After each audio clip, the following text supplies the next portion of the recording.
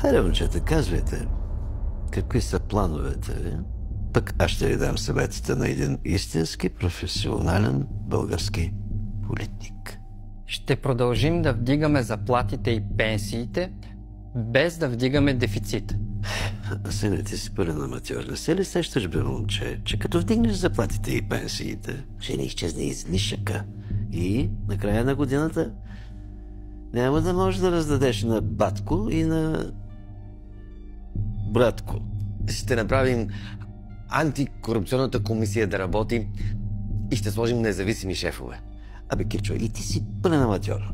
Как ще крадеш, бе, момче, когато направиш антикорупционната комисия да работи? Цялата далавера ще се изпари. Ще дадем пари на общините в зависимост от жителите им, а не от коя партия е кмет.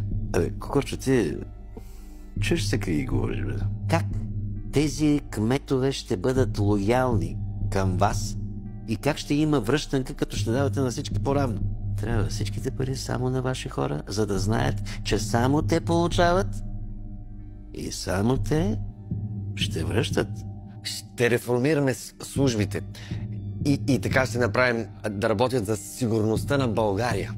Момче, ти да не си ял пица с кристали?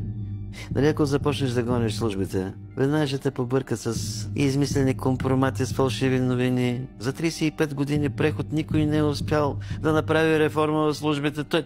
Направихме детските градини безплатни.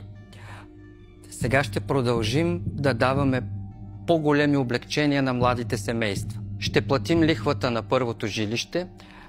Ще направим така, че младите хора да останат в България. Асене, айде стига това с алабала. Как така ще крадеш от младите? Как ще крадеш от децата? Не може.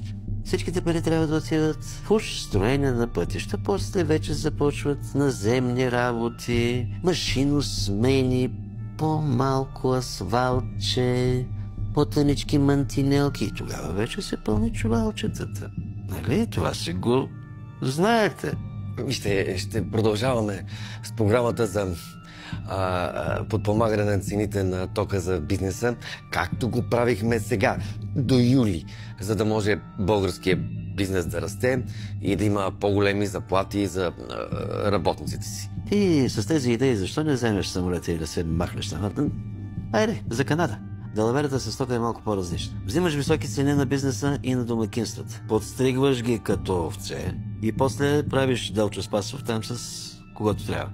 И се отчиташ. Отчиташ се и на дебелото момче също. А пък ти, деца вика, може и някой зайчаренче да се направиш в Испания. Ще оправим младите медицински сестри и лекари, така че да останат в България, за да имаме по-добро здравеопазване. Ще оправиш младите медицински сестри. И браво! Това е първата мярка, която много ми харесва. Браво, бе. И аз обичам да оправя млади сестрички. Заплатите на младите медицински сестри. Заплатите. Вие сте пълни аматьори. Аз приключих с вас. Две!